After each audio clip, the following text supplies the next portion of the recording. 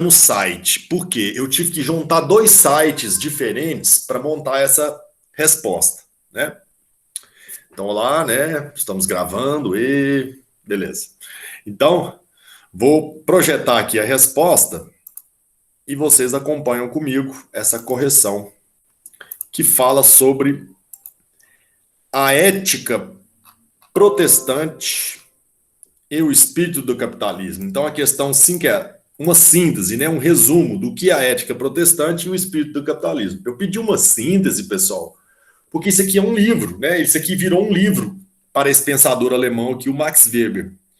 E esse livro, ele é produzido numa realidade pelo qual ele via a diferença de uma nova sociedade com relação à sociedade medieval, a sociedade tradicional, né? Por que sociedade tradicional? Porque a tradição, né?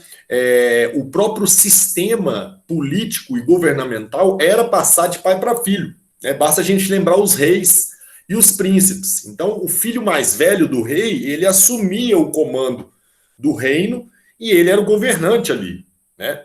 Então, os próprios trabalhos das pessoas, né, os ferreiros, carpinteiros, né, os servos, os camponeses, todos eles, né, o trabalho que eles realizavam era o passado de pai para filho. Então era tradicional a vida, no sentido de repetir os costumes e hábitos passando de geração para geração. Então era uma sociedade conhecidamente como tradicional por isso. E a nova sociedade que surgia, que era o capitalismo, a chamada sociedade burguesa, porque a burguesia é que fez a Revolução Francesa, derrubou os reis e colocou um novo governo agora, né, baseado então num governo que era capitalista, né, burguês, pensando no mercado livre, né? Então, ele vai fazer essa comparação, ele vai falar, olha, na sociedade capitalista, o protestante ele vai se encaixar perfeitamente no espírito do capitalismo. Como assim o espírito do capitalismo? Então ele vai explicar aqui o que é esse espírito do capitalismo e o que é a ética do protestante, né? Primeiramente a gente vai saber o que é ética, né? O que é ética? Ética, pessoal, é um comportamento, né? Ética é um comportamento moral, a moral do protestante, né? A moral ela diz respeito a como você se comporta em sociedade, né? E o espírito seria o quê? Aquela essência, né? A essência do capitalismo, aquilo que está contido no seu modus operandi, ou seja, a sua forma de funcionar, né? Então, é o espírito do capitalismo. Então, ele vai falar que o comportamento do protestante, ele casa com o espírito, com a essência do capitalismo. Então, vamos ver o que ele explica aqui. Weber enfatiza sobre a ética protestante que os protestantes ocupavam altos escalões no âmbito social moderno. E a explicação para este fato tinha raízes históricas. Então ele está falando aqui que os protestantes... Por que os protestantes estavam, então, em posições na sociedade de hierarquia lá no alto?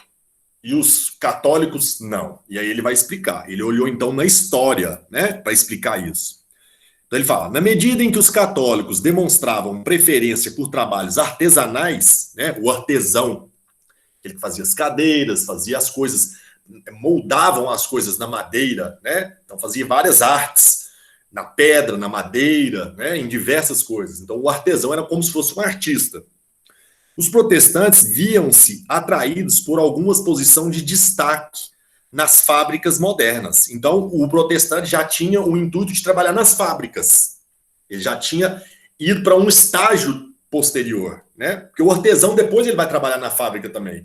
Antes da sociedade capitalista se tornar o que a gente conhece, o artesão ele era dono das suas próprias ferramentas, do seu ateliê, né? Depois que ele sai do seu lugar e vai trabalhar para alguém, aí é a sociedade capitalista. E o protestante ele já queria trabalhar para o capitalista, né? Isso se devia, para Weber, às particularidades espirituais decorrentes do meio, ou seja, a característica própria do protestante, né? Mais especificamente, o tipo de educação propiciado pela atmosfera religiosa da comunidade e da família. Então, eles eram diferentes porque a religião criavam eles diferentes. O católico era criado de uma maneira e o protestante de outra. determinava a escolha de ocupação através dela e da carreira profissional. Então, o protestante, ele já escolhia a sua profissão como algo relacionado à sua ocupação de vida, era uma vocação, né? Ele exercia aquilo como se fosse algo de dentro dele. Não é igual você pegar vou trabalhar ali uns dias no supermercado e depois eu vou arrumar um trabalho que eu quero fazer por mim.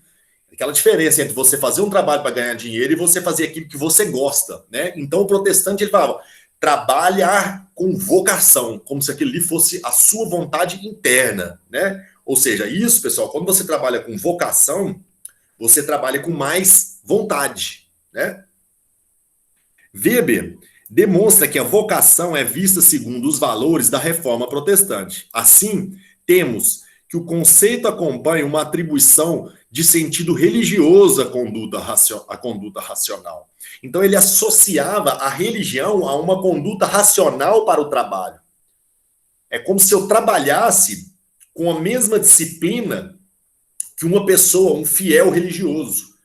Da mesma forma que você viu o católico fiel, indo todos os dias na igreja, congregando, seguindo os dogmas da igreja, né? Se para o católico isso era salvação, para o protestante era trabalhar com afinco, sempre aprimorando seu trabalho, melhorando com racionalidade, né? Sempre procurando melhorar. Então, ele falava, quando a pessoa trabalha de forma religiosa, mas usando essa religião de forma racionalizada para o trabalho, eles vão trabalhar e produzir muito mais.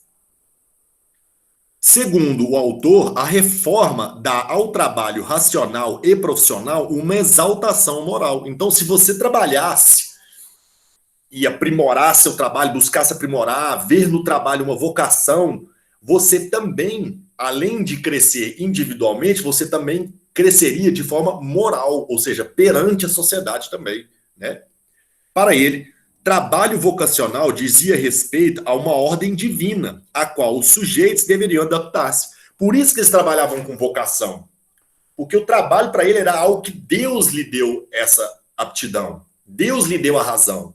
Deus te deu inteligência para você usá-la a favor do mundo. Então você pode buscar enriquecer, você pode buscar crescer individualmente, você pode buscar a tornar-se independente. Então, aquela independência individual, o crescimento pessoal, advindo do trabalho, né? Então, o protestante pregava isso. Dessa forma, a simples realização de boas obras não era sinal de salvação. Ou seja, por quê? Porque o católico falava, olha, ajudar é o próximo, né? E aí o protestante fala, não, ajudar o próximo é bom, mas não basta. Você tem que fazer mais. E como que é fazer mais? Trabalhar ferrado, sol e dia, sol e noite, né? E sim, as manifestações de prosperidade na vida do sujeito. Ou seja, se você visse o cara rico, é porque ele tinha prosperado. E se ele prosperou, é porque Deus agiu na vida dele. E ele tinha, então, a vocação para trabalhar com afinco, né? Decorrentes de um intenso trabalho secular. Então, era bem-vindo você trabalhar, ou seja, aquele trabalho intenso, que você se sacrificou para crescer. Isso era, então, o quê? Era enfatizado, era promovido entre os próprios protestantes, né? Nesse processo que reflete a busca por autoconfiança e certeza de salvação, né? À medida que eu trabalhava mais e acumulava mais certeza e confiança que eu tinha de que eu seria salvo. Que aí eu estava no caminho de Deus, eu estava enriquecendo, então o protestante ele pregava isso. Lembrando, pessoal, que o católico ele não via com bons olhos lucrar, enriquecer, acumular, né? Ele não via com bons olhos. A maioria dos católicos, eles eram daquela família que herdava, né? Então o cara não precisava se preocupar em acumular, ele já tinha terras, rendas. Então essa coisa de acumular era para quem não tinha. O nobre ele já tinha, né? Era extremamente necessário abandonar os impulsos e o gozo espontâneo e infrutífero da vida. Então esse aqui era um comportamento. O protestante, ele tinha que deixar de lado os prazeres mundanos e trabalhar. É aquela coisa, né? Chegou o final de semana, o protestante ficava em casa, ele aprimorava o trabalho, ele guardava energia, ele economizava dinheiro. Não, sair, gastar com balada, gastar com roupa cara, comida cara, não. Eu tô aqui para trabalhar. A vida é para mim trabalhar, né? Então ele tinha um comportamento que de economizar e trabalhar mais e acumular. Então esse comportamento fazia com que ele crescesse muito mais. Por quê, pessoal? A nobreza que gostava de gastar dinheiro com festas, fazer aqueles banquetes gigantes, chamar gente para tudo quanto é lado, duque de não sei da onde vir para festa, né? Então isso era da nobreza. Então nota que a religião ela está ligada a uma classe diferente, né? Então os nobres, católicos, burgueses, comerciantes, protestantes, né? E isso era previsto nas normas de condutas calvinistas. Então os calvinistas, né? Eles falavam, olha, você tem que ser ascético. O que é o ascético? É o cara que evita o hedonismo. Hedonismo é tudo pelo prazer. E o ascetismo é deixar os prazeres mundanos para lá para mim desenvolver o espírito. E desenvolver o espírito como o calvinista ou o protestante? Trabalhando, né? Pautadas em um comportamento ético sistematizado e racionalizado. Racionalizado no seguinte, vou guardar dinheiro, não vou gastar com besteira, eu só gasto o necessário para me sobreviver. O resto eu guardo ou reinvestir no meu trabalho. Sobre o espírito do capitalismo, então essa era a ética do protestante. O protestante tinha esse comportamento, né? Voltado para o trabalho, racionalizado, como se fosse uma religião, mas racionalizada, no sentido de trabalhar, acumular, procurar o crescimento pessoal, e isso era válido. Então, isso era a ética protestante. Então, vamos ver o que é o espírito do capitalismo. Sobre o espírito do capitalismo, o capitalismo era uma palavra própria de Weber, e ele a definiu de modo como achou mais adequado. Seu significado mais geral era simplesmente a modernidade em si. Então, para ele, para o Weber, capitalismo significava a modernidade. Era um novo estilo de vida, não visto antes, né? E ele fala, o capitalismo era o poder mais fatídico de nossa vida moderna, ou seja, era um poder de fato, ele acontecia de fato, era o poder existindo de fato, né? Mais especificamente, ela controlava e gerava a cultura moderna, ou seja, além de ser o poder de fato, o capitalismo ele fazia uma nova cultura, né? Ou seja, o código de valores pelos quais as pessoas viviam no Ocidente no século XX e hoje vivem. Podemos acrescentar em boa parte do modo do século XXI, ou seja, o espírito do capitalismo é também uma ética, ou seja, também é um comportamento. A essência do capitalismo é também um comportamento. E esse comportamento é o mesmo do protestante. Por isso que casa. O capitalismo precisava de pessoas dispostas a trabalhar com afinco para gerar lucro e ver nesse modo de trabalhar, buscar sempre crescer, enriquecer, dinheiro por ter dinheiro, dinheiro para fazer dinheiro, né? Não é dinheiro para comprar coisa, mas dinheiro para fazer mais dinheiro. Esse modo específico de juntar dinheiro. E isso passou a ser uma lógica global. Hoje eu não preciso ser protestante para pensar isso. Católicos pensam assim, umbandistas pensam assim, espíritas kardecistas pensam assim. Várias religiões no mundo inteiro estão hoje nessa lógica. Por mais que às vezes você não concorde com ela, é isso que é vigente no mundo, né? Buscar lucro, buscar acumular para me juntar, para me ter bens, para me deixar para minha própria geração. Isso virou o modus operandi, o modo de operar do capitalismo. Weber supôs que todas as éticas anteriores eram religiosas. A ética, o código que dominava a vida pública, agora, né, no mundo moderno, era muito diferente. Então, como é que era a ética antes? A ética da religião. Olha, quem é pobre foi porque Deus quis. Não há nada que você possa fazer. E outra, é até bom você ser pobre, que você está desprendido dos bens materiais. Querer fortuna, ser ganancioso, isso é ruim. Ganância é horrível. Então essa era a ética religiosa que predominava antes. E a nova ética agora, não. A nova ética que o protestante planta é o contrário. Não, pode sim. Você pode enriquecer sim, você pode acumular, desde que seja para dividir entre os seus.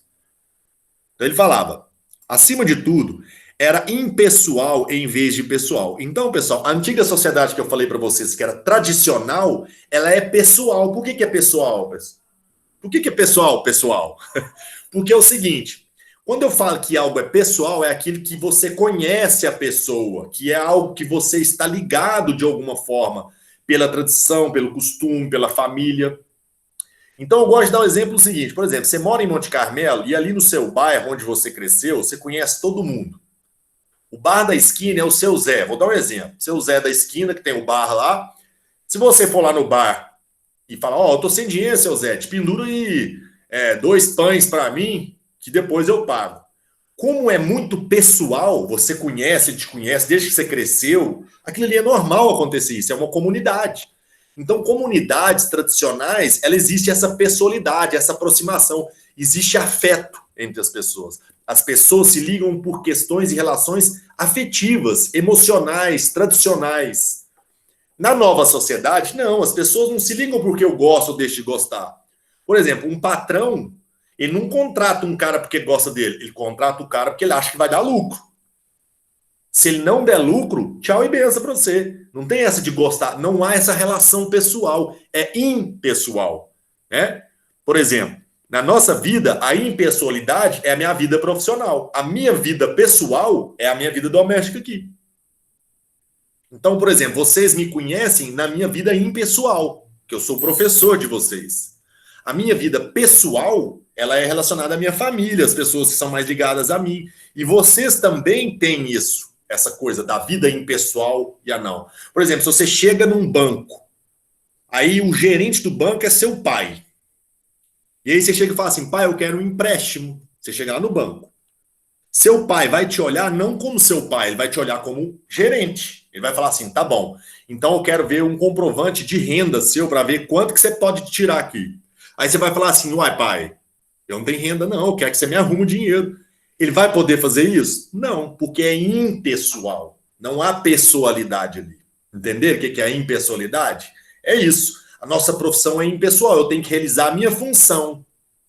Eu vou contratar alguém para trabalhar na prefeitura, eu vou contratar ela porque eu gosto dela? Não, porque ela tem que ter competência para agir naquela função. O secretário de obras, no mínimo ele tem que ter noção de obras. Eu vou contratar o secretário de obras porque ele é meu amigo, meu brother. Ele fez educação física, mas eu vou contratar ele. Não pode, né? Então, a impessoalidade, pessoal, é típica da nossa sociedade. Nós temos uma face impessoal, que é a nossa função social, né? E aí ele falava, ó, essa nova sociedade, ela é impessoal. Então ele fala, na época de Weber, o consenso sobre o que era certo ou errado para os indivíduos estava entrando em colapso. Por que estava entrando em colapso, pessoal? Porque quem falava o que era certo e errado era a ética religiosa. A religião católica começou a cair, perder força, porque outras formas de explicar o mundo, racionais, estavam surgindo. E aí a igreja, ela deixa de ser o papel principal, ela sai do Estado, o Estado se torna laico, ou seja, separado da religião, e a religião, em vez de ser o centro de tudo na sociedade, ela passa a ser algo subsidiário. Ela fica ali de lado, né? E aí, a partir disso, a ética que passa a prevalecer é uma ética racional. E essa ética racional, o protestante já tinha casado com a sua religião. E aí estava aquele colapso, porque eu sigo a ética racional ou eu sigo a ética religiosa? E aí estava tudo confuso, né? Período de crise na sociedade, de valores, né? Então, as verdades da religião, a base ética, né, religiosa, eram agora contestadas. E outras normas tradicionais. Então, contestavam tudo que era tradição. Não, isso não usa mais não, isso já era, né? Tais como pertinentes à sexualidade, casamento, beleza, ou seja, costumes básicos estavam sendo discutidos e contestados, né? Também estavam entrando em colapso. Valores eram cada vez mais propriedade do indivíduo e não da sociedade. O que aconteceu? Como a religião ela perdeu aquela força de agregar todo mundo numa só religião, surgiu então outros valores porque as pessoas pudessem se agarrar a eles independente da religião. E aí os valores da sociedade foram cada vez mais individualizados. Basta a gente lembrar uma coisa. Quando, antes de existir a sociedade capitalista, as pessoas trabalhavam em família no campo. Inclusive, A tradição dos nossos sobrenomes estão relacionadas a isso. Oliveiras plantavam olivas, azeitonas. Pereiras plantavam peiras, das peras, né? Nogueira, nozes, e por aí vai. Um monte de prática de trabalho, a função da pessoa era ligada à sua tradição de familiar. Então existia o quê? Existia uma noção coletiva. Na sociedade, quando essa família passa a ir para a cidade e cada um trabalhar num lugar diferente, eu individualizei as pessoas. As pessoas não estão ligadas mais em família para trabalhar. Elas foram trabalhar na cidade. E aí elas se tornaram indivíduos independentes, com cabeças diferentes. Eles se desprenderam do seu meio familiar. Então a nossa sociedade, ela torna os indivíduos mais individualistas. Cada um busca o seu, te vira. É isso que virou sociedade. A individualidade, né? Então os valores agora eram cada vez mais de cada um. Então cada um falou, não, religião para mim é isso. O outro fala, não, religião para mim é aquilo. Ou seja, cada um começou a ter valores que eram individuais. E não aqueles dogmas da igreja que fazia todo mundo pensar igual. Se você pensasse diferente, você fala, esse cara é diferente demais, meu Deus, você é do capeta, né? Aí não, individualizou, as pessoas se tornaram mais independentes para querer a liberdade. Não era a sociedade igual da liberdade, da igualdade, da fraternidade. Então era isso que estava em voga agora. Então o indivíduo ele podia ter seus próprios valores, escolher eles, né? Então, em vez do caloroso contato humano baseado em um entendimento compartilhado e intuitivamente óbvio de certo e errado, o comportamento público era frio e reservado. O que ele está querendo dizer? Que antes a sociedade tradicional ela era mais calorosa, porque os contatos eram laços pessoais, afetivos, né? E depois, com essa nova sociedade, os laços tradicionais foram rompidos. A individualidade surge, né? E aí ele fala que essa nova realidade ela é fria, reservada, duro, sóbrio, um governo governado por um autocontrole pessoal estrito. Então essa nova sociedade impessoal ela era mais fria, racional, pouco emocional, né? Por exemplo, a gente vê isso quando a gente vai trabalhar. Você está trabalhando. Se você chegar lá e falar assim um dia pro seu chefe, oh, hoje eu tô numa tristeza, tal, né? Fala assim, não fica assim não, tal, né? Aí no dia você chega de novo, tô numa tristeza, tal, não sei o quê. Aí seu chefe te perdoa de novo, tá, beleza. Agora, se você todo dia chegar, tô triste, tal, ele já não vai querer saber de sua tristeza, ele quer que você rende dinheiro. Então é frio as coisas, né? Morreu um parente seu hoje, daqui 2 dias você tem que estar pronto para trabalhar no dia, como se fosse um homem de ferro, né? Então até surgem as ideias do Iron Man, né? O homem de ferro, que é aquele homem que não tem sentimentos, que ele é racional ao extremo, que ele chega para lá as emoções, agora eu sou só razão pura, né? Então o comportamento correto estava na observância dos procedimentos corretos. Que procedimentos corretos que eram esses? Aí ele fala, mas obviamente seguia a letra da lei, era racional. Então a lei, né? Observar agora a lei, o comportamento não é ligado mais ao que a religião fala, mas ao que a lei fala. Era lógico, consistente, coerente, ou se não, obedecia às realidades modernas inquestionáveis, tais como o poder dos números, das forças do mercado e da tecnologia. Então, isso é que agora mandava na vida. Não era a religião, era o mercado, a razão, a matemática, a física, a tecnologia. Então são parâmetros frios, não é a religião. A religião é uma coisa mais calorosa, mais humana. Agora não, é uma coisa mais máquina. Números, razão, exatidão, ganhar dinheiro, acumular, né? Racionalidade. É um mundo mais frio, né? Tanto, pessoal, que o mercado possui forças que são independentes de nós, né? O mercado é uma entidade abstrata que eles falam assim, o mercado está em alta. Ah, beleza. Ah, o mercado está nervoso. Até parece que é uma pessoa, né? O mercado se personalificou uma pessoa, uma persona, né? Que age na vida das pessoas. Né? Em um mundo que não podia ser capturado como um todo, onde não havia valores universais, ou seja, a religião é que tornava os valores universais, né? Agora ele fragmentou, cada um por si, né? A maior parte das pessoas se agarravam ao nicho particular ao qual estavam comprometidas. Então, as pessoas antes se ligavam muito à questão dos valores universais da religião. Todo mundo se congregava nele. Agora, nessa nova sociedade, as pessoas vão se agarrar ao trabalho. As pessoas vão ter muito mais fé no lucro e no dinheiro dela do que propriamente na igreja. E as pessoas são assim hoje. Podem reparar, né?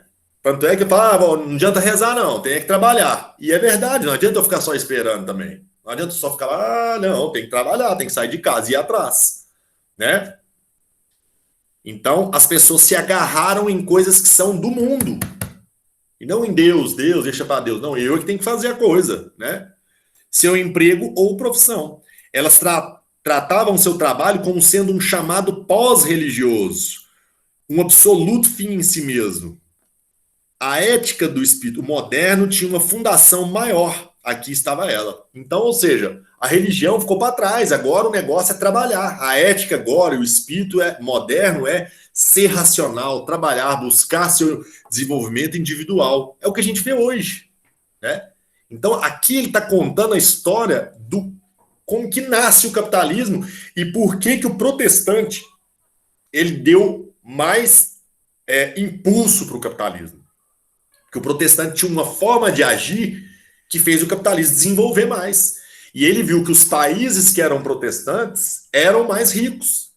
Inclusive, essa pesquisa que ele fez muito foi nos Estados Unidos, né? Então, a ética profissional era comum a empreendedores e uma força de trabalho crescente, mais capacitada e com salários cada vez melhores. Então, essa era a ideia do protestante, né? Ganhar mais, crescer mais, né? Foi essa combinação que produziu uma situação em que o bem maior era ganhar dinheiro, cada vez mais dinheiro, sem nenhum limite, associada a uma conduta ascética religiosa, em que via no trabalho, na vocação profissional, um sinal de predestinação divina à salvação. Então, ou seja, ganhar dinheiro, acumular dinheiro sem limites, associado então ao quê? Uma conduta religiosa que deixava os bens, os prazeres mundando para lá para juntar dinheiro, para trabalhar e trabalhar com uma vocação no trabalho. Eu estou realizando aqui a vontade de Deus. Né? Enriquecer faz parte da vontade de Deus. E quanto mais a pessoa enriquecia, mais para o protestante é que ela seria salva. Né? Então é isso que é mais prontamente reconhecível como a ética protestante e o espírito do capitalismo. Aqui, pessoal, eu deixei as duas fontes que depois vocês vão poder observar onde que eu tirei essa resposta, tá? Aqui as duas fontes. E eu montei ela, né, dessa forma aqui. Espero que vocês tenham entendido, né? Falei muito aqui. E aí, pessoal, alguma dúvida?